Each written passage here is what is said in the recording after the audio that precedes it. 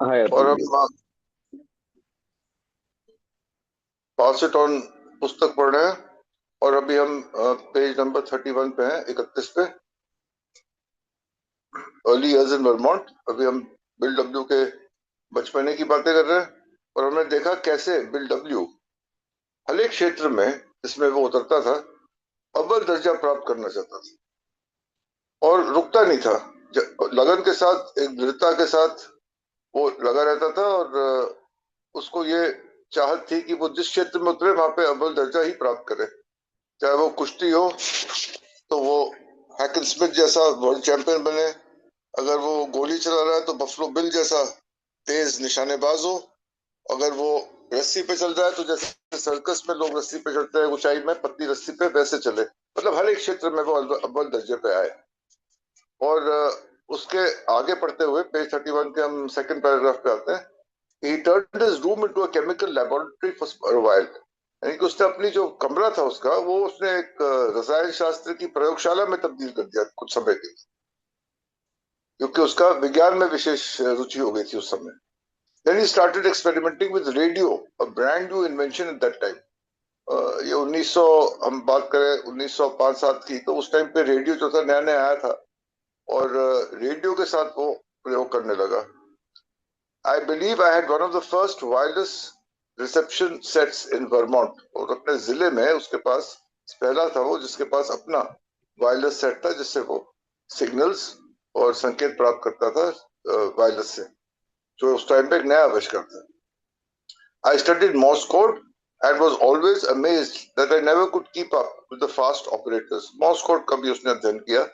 और Morse code में जैसे हमको पता है डॉट्स और डैशेस से सारे अक्षर वहां पे सम्मिलित करके और मैसेजेस भेज सकते हैं। तो वो कह रहा है कि मैं Morse कोड पे भी उसने काम किया। और Morse कोड पे काम करते हुए वो इस बात को उसका अचंभा हुआ कि कैसे जो काम करते हैं Morse कोड पे कितनी तेजी के साथ वो एक मैसेज भेजते हैं डॉट्स और डैशेस के जरिए से। उतना तेज नहीं था वो, लेकिन वो काम करता था Morse कोड पे। But my radio adventures created quite a sensation in the town and mark me out for distinction. लेकिन अपने जिले में जो रेडियो पे और ये वायरलेस सेट पे काम करता था, वो उसके लिए एक डिस्टिंक्शन का विषय बना। डिस्टिंक्शन यानी कि एक विशेष समानता उसको प्राप्त हुई ये कार्य करने से। और ये जो विशेष समानता थी, I increasingly craved until at last it became an obsession। अब देखिए ये दो शब्द जो है, क्रेविंग और ऑब्सेशन, ये हमको याद होगा कि डॉक्टर्स ओपिनियन में डॉक्टर विलियम सिल्कवर्थ ने यूज कर रहे हैं। डॉक्टर्स ओपिनियन में जो बिग बुक की शुरुआत में है। तो ये क्रेविंग और ऑब्सेशन कि ये दो जो इसके चरित्र में चीजें बसी हुई हैं, ये शुरू से बसी हुई है। शराब कहीं नहीं आसपास अभी, लेकिन एक यहाँ पे डिस्टिंक्शन की बात करें, एक हाई की बात करें, एक विशेष समानता प्राप्त करने की बात करें, एक रिकग्निशन की बात करें, तो वो चीजों की उसको हमेशा से कामना थी। और वो कामना जो थी, तो पहले तो अगर हम शराब की बात करते हैं तो पहले ऑब्सेशन आता है, उसके बाद क्रेविंग आती है। पहला शराब पीने की इच्छा मेरे अंदर पैदा होती है, मैं शराब के बारे में ही सोचता रहता हूँ, वो है ऑब्सेशन। पागलपन की हद तक सोच कि ये काम करना है, मुझे करना है, मुझे करने की इच्छा हो रही है। उसके बाद जब शराब का सेवन हो जाता है, तो वो शराब जब अंदर जाती है शरीर के, तो और का शराब मांगती है, वो है क्रेविंग। तो ऑब्सेशन पहले आता है, उसके बाद क्रेविंग आती है। लेकिन यहाँ पे वो उल्टी बात कर रहा है। लेकिन है दोनों चीजें वही। पहले क्रेविंग, मुझे ये काम करना है। एक उसने कहीं पे जाके उसने हासिल किया, कहीं पे उसको सफलता प्राप्त हुई, तो उसको दूसरे क्षेत्र में वही सफलता, वही अव्वल दर्जे का मकाम, वही रिकग्निशन उसको दोबारा से चाहिए उसके दूसरे क्षेत्र। और उसके बाद वो जब तक उसको ना मिले, तो वो पागलपन की हद तक उसके पीछे जाता था। ऑब्सेशन, ये बिना सोचे कि उसके लिए इसमें क्या फायदा है या नुकसान है, ये बिना सोचे कि वो ये क्यों कर रहा है, किस लिए कर रहा है, इससे क्या हासिल होगा उसको, नहीं, कुछ नहीं सोचना। उसको सिर्फ अव्वल दर्जा प्राप्त करना है जिस क्षेत्र में उतरे। ये है ऑब्सेशन। तो क्रेविंग और ऑब्सेशन का जो कॉम्बिनेशन है, वो एक शराबी की प्रवृत्ति में शुरू से वो यहाँ दर्शाने की कोशिश करेगी। चाहे वो शराबी शराब की सेवन कर रहा हो चाहे ना कर रहा हो, alcohol is nowhere in the picture over here, friends। But at the same time, obsession and craving, ये जो दो ट्रेट्स हैं एक अल्कोहलिक के, जो उसको अल्कोहलिज्म की तरफ बढ़ाते चले जाते हैं, वो चीजें इसमें बचपने से बिल डब्ल्यू के अंदर समाई हुई थी। इस बात को यहाँ पे दर्शाया जा रहा है। Bill's grandfather challenged him to learn the violin.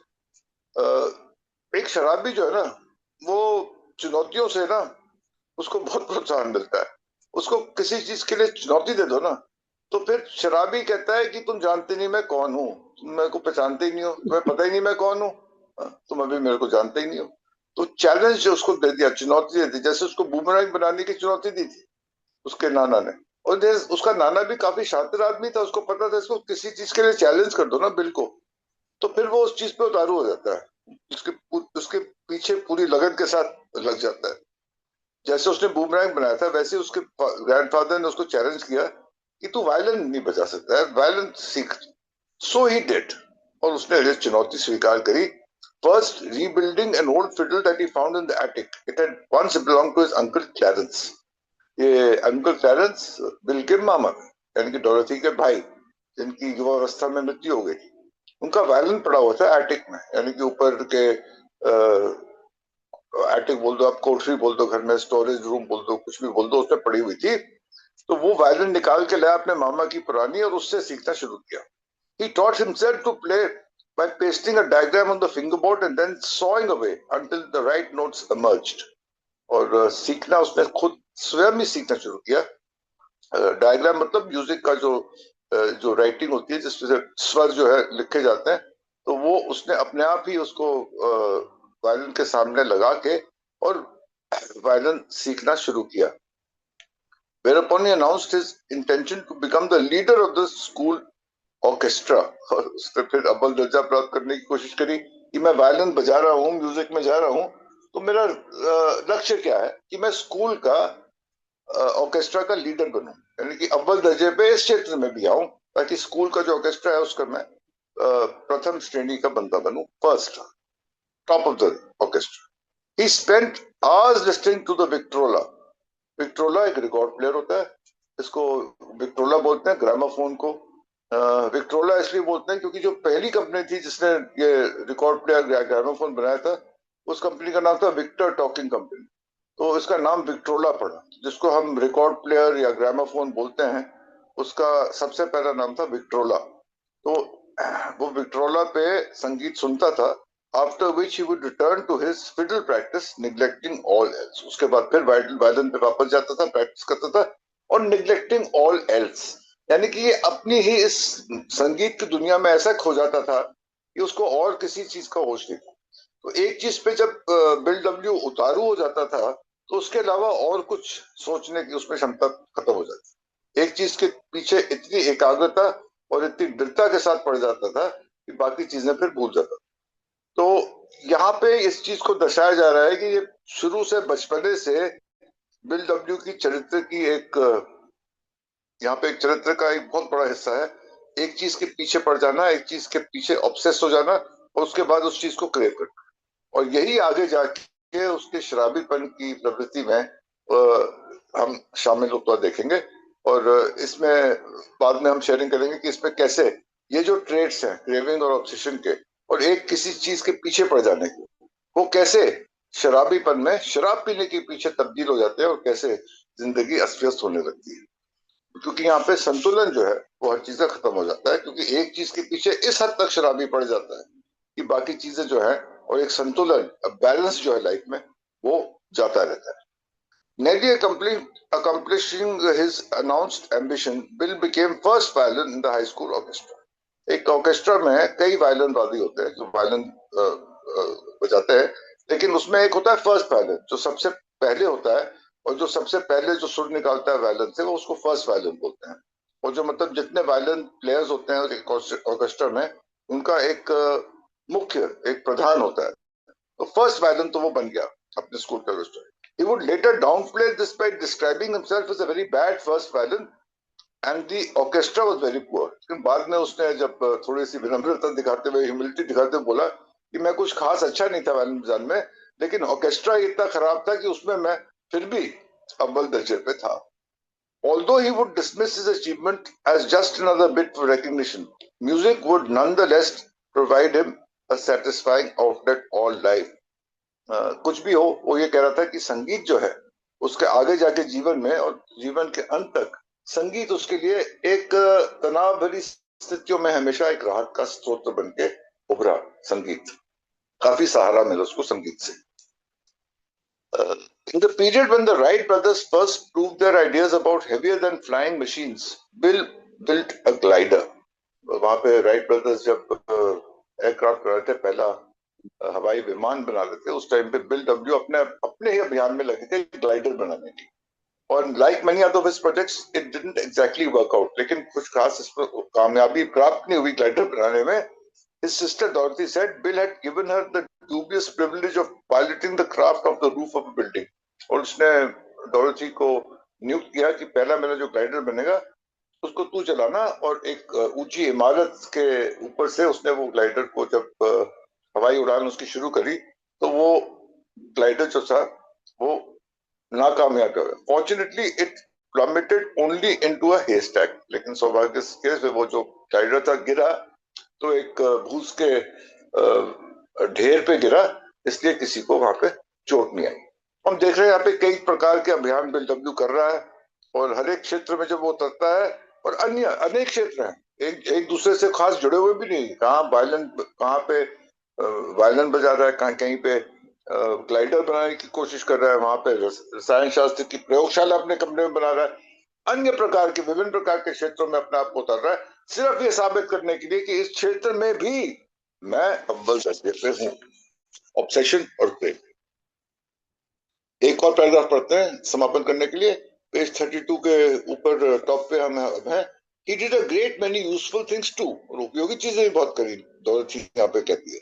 He made maple syrup every year out in the backyard using a huge iron kettle, एक बहुत भारी लोहे की केतली से मेपल सिरप, मेपल का एक पेड़ होता है जिसके तले से सिरप निकलता है, maple syrup.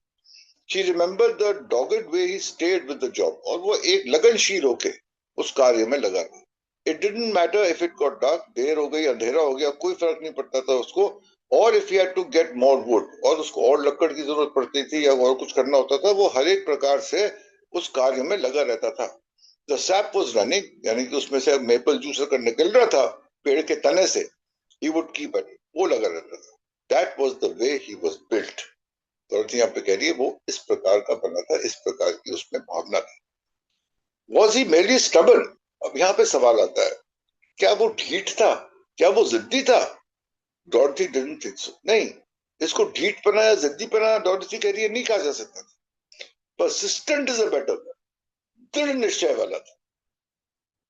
People who are stubborn are apt to be disagreeable. एक आदमी जो ढीठ होता है, तो जिद्दी होता है, वो फिर औरों की नहीं सुनता है, वो सिर्फ अपनी करना चाहता है। और दूसरे लोग उसको कुछ भी कहें, कोई उसको सलाह मशवरा दें, उसको कोई बात बताने की कोशिश करें, उसको सिखाने की कोशिश करें, तो वो सुनने को तैयार नहीं है, कोई ढीठ होगा या जिद्दी होगा तो। लेकिन बिल डब्ल्यू ऐसा नहीं था। I never remember bill being disagree. Bill ऐसा नहीं था कि हर एक से असहमति प्रकट, दूसरे की बात सुनने को वो तैयार रहता था, डिसएग्रीएबल नहीं होता था, असहमति जाहिर नहीं करता था हर एक छोटी बात पर किसी से, वो दूसरों की बात सुनने को तैयार था। इसलिए ऐसे को जिद्दी या ढीठ नहीं बोला जा सकता, उसको एक दृढ़ निश्चय वाला बोला जा सकता है, ये डोरथी का कहना था। तो मेरे ख्याल से हम यही विराम लेते हैं। We are on the third paragraph now, page 32, where we continue tomorrow. As of now, back to you, CP. Thank you very much. Atul ji, शुक्रिया आपका, बहुत बहुत धन्यवाद। राजेश जी आए हमारे साथ।